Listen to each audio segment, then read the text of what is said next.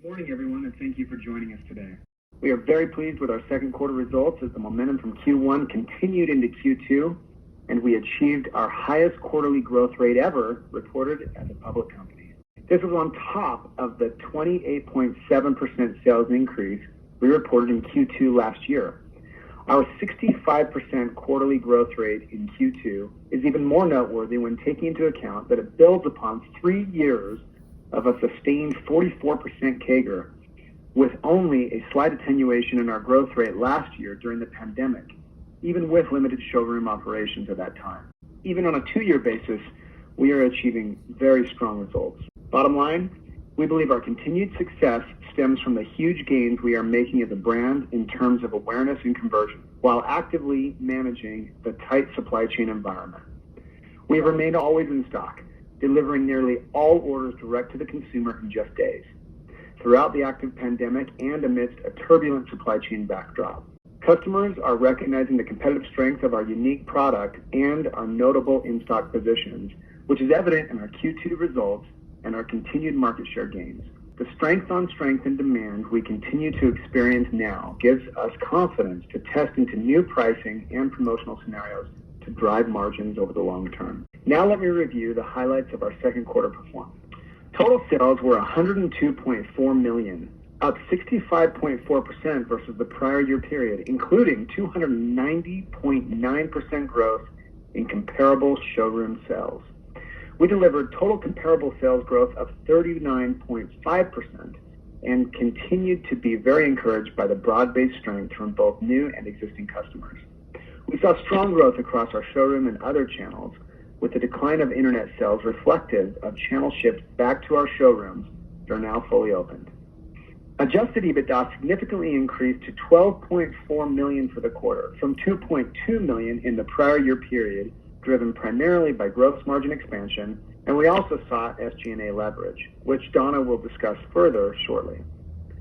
Our strong second quarter and fiscal year first half 22 results continue to reflect a combination of a strong demand environment along with our execution against our key strategic initiatives, including product innovation, efficient marketing and merchandising strategies, creative utilization of our showrooms and other channels to expand customer touch points, and making disciplined infrastructure investments.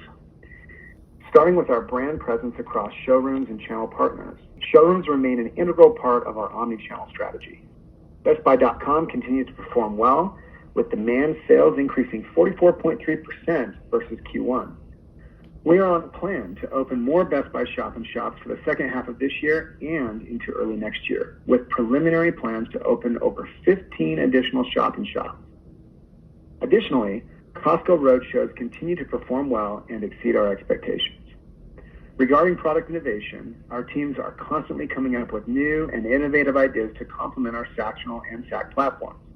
2 weeks ago, we celebrated the launch of the very limited edition Sac covers created in collaboration with international fashion designer Jeremy Scott. Jeremy is the face of the Italian fashion house Moschino and the Making the Cut TV series. Initial sales are strong, and key placements of a few handmade Jeremy Scott couture Sacs are landing with major celebrity names now. To that end, we have already seen exposure for this high-profile collaboration with key outlets like Us Weekly and Hypebeast. In terms of our major product launch, we are planning for an introduction and announcement before the end of this third quarter, and we are very excited to finally bring to market this long-anticipated new and patented innovation that we are confident the LOVESAC customer will be very excited about.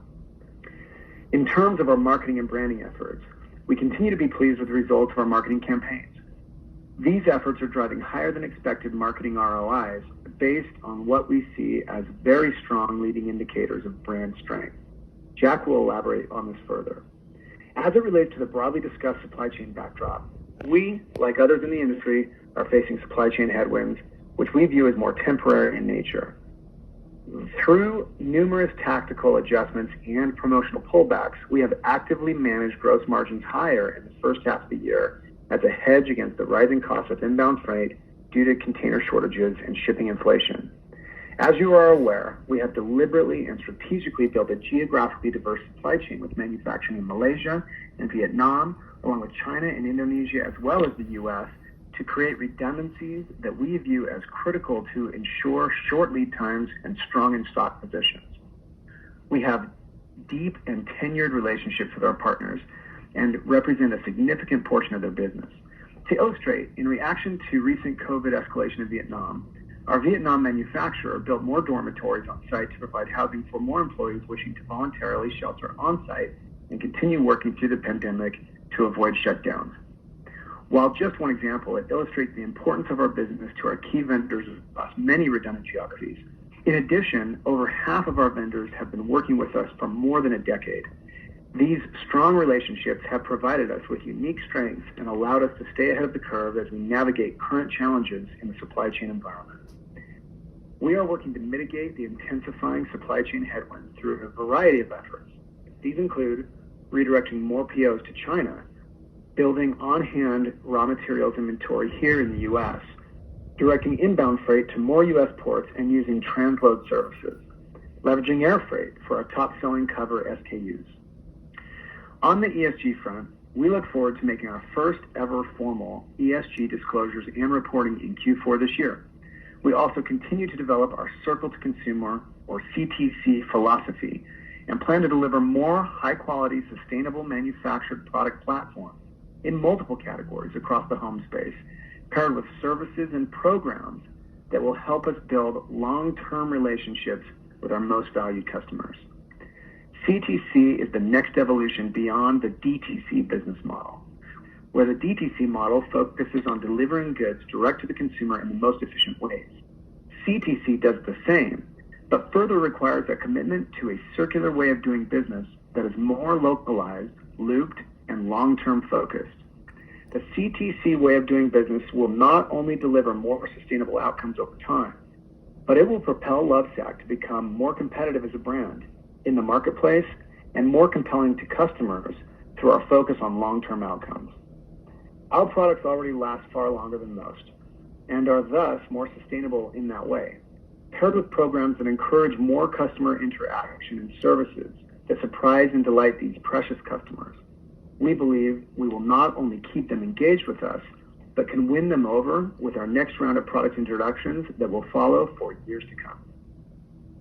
So, in summary, we are extremely pleased with our second quarter results from both a financial and operational perspective.